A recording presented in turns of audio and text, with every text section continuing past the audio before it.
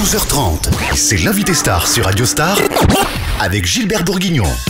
Bonjour et bienvenue, l'invité star de ce dimanche. J'ai le plaisir d'accueillir Maurice Dinocera, qui est l'adjoint aux grands événements et aux grands équipements de la ville de Marseille et vice-président du conseil départemental, délégué au sport. Et je rappelle, avant de lui souhaiter la bienvenue, que cet enregistrement a été réalisé vendredi en direct de l'OM Café, au cœur, juste à côté du point accueil de cet Euro 2016. Vous l'aurez compris, on va parler de football. Bonjour Maurice Dinocera.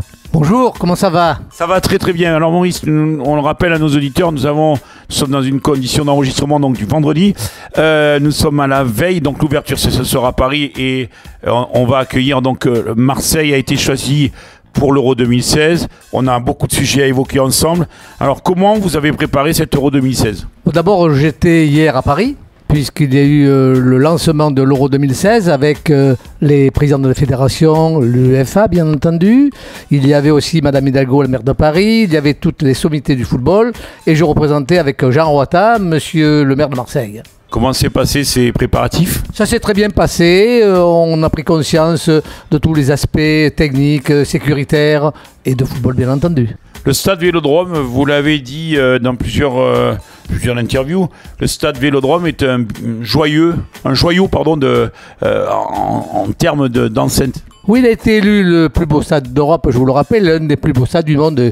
C'est une réalité, c'est vrai que c'est un très beau stade qui apporte dans ce quartier quelque chose de nouveau, puisqu'il y a une requalification du quartier du Prado avec le stade Vélodrome et avec ce qui se construit tout autour. Et c'est bien pour les Marseillaises et les Marseillais, c'est bien pour le sport et pour le football.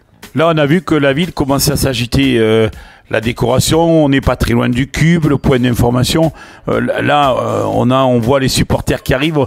Ça nous rappelle des souvenirs de 98. Absolument, et n'oublions pas ce soir, 18h30, l'inauguration de la fan zone. Alors la fan zone, qu'est-ce qui va se passer dans la fan zone? Il va se passer la grande fête. Les supporters seront là dans des conditions sécuritaires maximum. Et ils verront donc ceux qui ne pourront pas assister directement au match au stade Vélodrome, ils assisteront directement sur de grands écrans qui ont été mis en place. On va revenir sur la partie préparation. Le stade Vélodrome va accueillir pas mal de matchs, dont une demi-finale. La France va venir jouer. Comment vous analysez le choix de tout? Enfin, c'est pas vous qui choisissez les matchs que vous voulez, parce que c'est un tirage au sort. D'ailleurs, j'étais à Paris pour le tirage au sort, ça tombe à pic. Pour présenter M. Jean-Claude Gaudin, le sénateur maire de Marseille. Et j'ai assisté donc, moi aussi, là-dessus, aux différents matchs qui vont se être proposés, puisqu'il a été tiré au sort. J'étais en présence de Didier Deschamps qui était là, et puis d'autres, bien entendu, sommités du football. Est-ce que la ville, qu'est-ce qui se passe? Oh, mais c'est pas ça formidable, parce que n'oublions pas que ça génère beaucoup d'argent. Beaucoup d'argent pour les Marseillaises et les Marseillais, pour les commerçants. Puisque vous le voyez vous-même, les TGV ont, même s'il y a quelques problèmes de transport, néanmoins, les TGV sont pleins, les gens viennent à Marseille, les supporters sont là, les hôtels sont remplis, les commerçants travaillent, les restaurants travaillent, les transports en commun travaillent. Ça génère beaucoup d'argent pour le bien de tout le monde. Il y a un dispositif particulier qui a été mis en place, que ce soit avec des partenaires comme la RTM? Ah, bien entendu, il y a une globalisation d'efforts entre les différents acteurs économiques, institutionnels et transports. La RTM, par exemple, qui a mis bien entendu beaucoup plus de moyens pour le transport. Pour la sécurité, vous le savez très bien, c'est la préfecture, mais la ville de Marseille a participé de façon importante à ce domaine sécuritaire avec la police municipale et Catherine Bosementier, l'adjointe déléguée, fait un travail formidable là-dessus. Les marins-pompiers aussi, il faut le dire aussi, sont mis en avant avec l'adjoint délégué qui est là, qui fait aussi un boulot formidable, Julien Ruas, puisque c'est de lui qu'il s'agit. Du côté des sports, mon ami Richard Miron est là et fait le maximum aussi pour générer, pour créer des endroits de rencontres, de clubs de football, de sportifs. Voilà, puis en mon domaine, les lieux, grands événements, grands équipements, le grand équipement, c'est le Stade Vélodrome aussi. Et là aussi, le Stade Vélodrome, c'est un joyau et il sera rempli pour tous les matchs. La France va venir à Marseille. Vous avez rencontré Didier Deschamps. On a des Anglais contre la Russie demain, puisque nous sommes en condition de direct d'enregistrement donc vendredi, puisque l'invité star c'est le dimanche. Des équipes comme l'Angleterre, comme la Russie, c'est quand même des équipes qui risquent d'aller jusqu'au bout. Ah, bien sûr, ce sont des équipes leaders. des équipes qui peuvent soit gagner pourquoi pas la Coupe d'Europe, soit être en finale ou en demi-finale. Je vous le rappelle, l'invité star de ce dimanche, Maurice Dinocera, qui est l'adjoint aux grands événements et grands équipements de la ville de Marseille et qui est vice-président du conseil départemental délégué au sport. On marque une toute petite pause et on se retrouve dans quelques instants. Allez, retour avec l'invité star de ce dimanche qui a été enregistré vendredi dernier à l'OM Café à quelques pas du Cube, du lieu d'information, et on va en parler dans quelques instants puisque notre invité c'est Maurice Dinocera, l'adjoint au maire donc à Jean-Claude Gaudin, délégué aux grands équipements et aux grands événements de la ville de Marseille et également vice-président du conseil départemental délégué au sport. Nous avons parlé tout à l'heure donc des équipes qui viennent à Marseille. Nous avons juste derrière nous ce fameux Cube. Alors c'est quoi? Le Cube, c'est comme pour Marseille, capitale européenne de la culture, vous en rappelez, il y avait ce grand monument qui était adossé à côté de la mairie. C'est le Cube M comme Marseille. Donc c'est un cube qui permet les réunions, qui permet les renseignements, qui permet toutes les actions qui soient sportives ou même culturelles. C'est un lieu d'accueil, d'information, qui est admirablement bien placé sur ce port magnifique, sur ce qu'est la fraternité, où il y a aussi cette ombrelle, cette magnifique ombrelle qui a été réalisée par Forster. Elle est extraordinaire cette ombrelle. Elle permet aussi à des gens de venir s'y reposer, de venir ne pas prendre le soleil, puisque c'est une ombrelle qui permet l'ombre pour les gens qui ne veulent pas trop ça mettre au soleil. Et puis c'est Marseille, c'est le Vieux-Port. Alors, vous l'avez dit, lieu d'accueil. Est-ce qu'il y a, avec des partenaires comme la Chambre de commerce, est-ce qu'il y a des échanges économiques qui vont se faire pendant cet Euro? Vous avez parlé de la fan zone. Là, c'est le lieu qui va servir aux supporters qui n'auront pas la chance d'aller au Stade Vélodrome. Est-ce qu'il y a, avec la Chambre de commerce, donc des partenariats qui se font? Mais je le répète, tout le monde est concerné et tout le monde joue ensemble pour la fan zone. C'est gagnant-gagnant. On joue collectif. Que ce soit la Chambre de commerce, que ce soit le Conseil général, le Conseil départemental, que ce soit le Conseil régional, la ville de Marseille bien entendu, les fédérations, les clubs sportifs, tout le monde joue gagnant-gagnant. Vous avez un grand cœur, est-ce qu'il va y avoir des enfants un petit peu défavorisés qui vont avoir le droit d'aller au Stade Vélodrome? Est-ce que vous allez monter des opérations? Est-ce qu'il y a ce genre d'OP qui se font?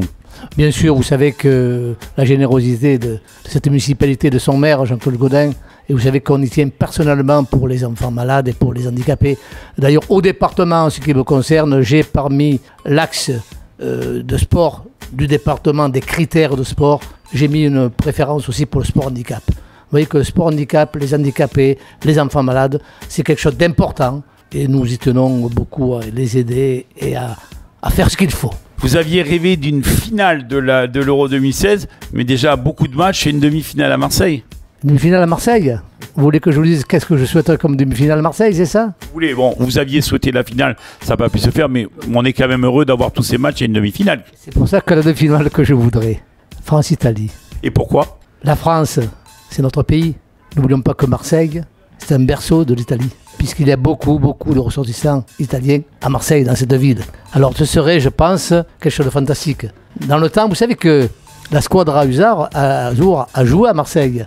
Et même la grande équipe de Torino, lorsqu'il y a eu l'inauguration du Stade Vélodrome en 1936, il y a eu un match OM-Torino. Et l'OM a gagné 2-1, grâce à un but de Pepito Alcazar et l'autre de Zatelli.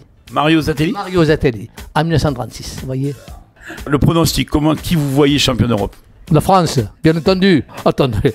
Et je dis ça sans chauvinisme, parce que Didier Deschamps le mérite. Vous avez déjà eu l'occasion de discuter avec lui. Comment vous l'avez? Est-ce que vous l'avez connu aussi en tant qu'entraîneur de l'OM? Oui, j'ai très bien connu Didier. J'ai même connu en tant que joueur. Et oui, il a gagné la Coupe d'Europe. Coupe d'Europe avec l'OM. Oui, j'avais oublié. Et oui, en 1993, je crois. C'est ça? C'est ça? Je ne me trompe pas de date. J'ai vu Didier Deschamps à plusieurs reprises lorsqu'il était coach de l'OM, puisqu'en ma qualité d'adjoint délégué au Stade Vélodrome, je le rencontrais souvent. Ensuite, je l'ai rencontré à Paris lorsqu'il y a eu le lancement de l'Euro 2016 avec le tirage au sort. Nous en avons parlé ensemble. Et nous étions avec Tchouki Djorkaeff, que vous avez connu, qui était l'arrière de l'OM et de l'équipe de France dans les années 72 avec Marcel Leclerc, avec Skoblar, Mandelson, etc. Et nous avons parlé ensemble de cette Coupe d'Europe et je lui ai dit, Didier, tu vas la gagner cette coupe. Il a eu un petit sourire, il m'a rien dit. Mais je lui ai dit, Alors, on ne peut pas terminer cet invité star du dimanche si vous venez de nous rejoindre. Je vous le rappelle, l'invité star de ce dimanche, on parle de football. L'enregistrement a eu lieu vendredi à l'OM Café, à quelques mètres du Cube. Nous parlons de l'Euro 2016. Au moment où je vous parle, j'aimerais savoir ce que vous pensez. Donc, un dernier mot sur l'Olympique de Marseille. L'OM, notre club de cœur. Eh bien, il faudrait que l'OM puisse ressortir de cette médiocrité qu'elle est actuellement, qu'un repreneur puisse enfin prendre les rênes de ce grand club, y apporter joie de vivre et aussi une gestion qui permettra d'avoir un grand club, un très grand club, et pourquoi pas un club qui sera encore champion de France et la Coupe de France, et pourquoi pas l'Europe aussi. C'est ce que je souhaite à l'OM. Le maire a évoqué une rencontre avec Maria Louis-Dreyfus. C'était à Paris, c'était aussi pendant la finale de la Coupe de France de foot entre l'Olympique de Marseille et le Paris Saint-Germain. M. Jean-Claude Godin est très soucieux de ce qui se passe à l'OM. Il a souhaité que l'on puisse l'informer de tout ce qui se passait et que l'on puisse sortir de cette ornière. L'Olympique de Marseille, c'est quand même un club à part. Il y a une cohésion sociale qui se fait autour de l'OM. Quand l'OM va bien, tout va bien. Quand l'OM va mal, ça se ressent dans le cœur des Marseillais. Ça se ressent dans le cœur des Marseillais. Et puis, vous l'avez dit, c'est un lien social important. Nous préférons voir les gens venir jouer au Stade-Vélodrome. Les jeunes venir jouer au Stade-Vélodrome. Plutôt que de faire quelques bêtises. Au stade, ils en font beaucoup moins.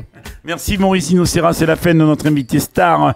Euro 2016, allez la France, je vous retrouve dimanche prochain avec un prochain invité. Et puis, vous inquiétez pas, on a un mois pour parler de foot et toute l'équipe de la rédaction se joue un mois, puisque tous les jours vous aurez un compte rendu sur tous les matchs.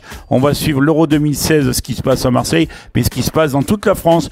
Bon dimanche à l'écoute de Radio Star, je vous retrouve dimanche prochain, merci. Radio Star.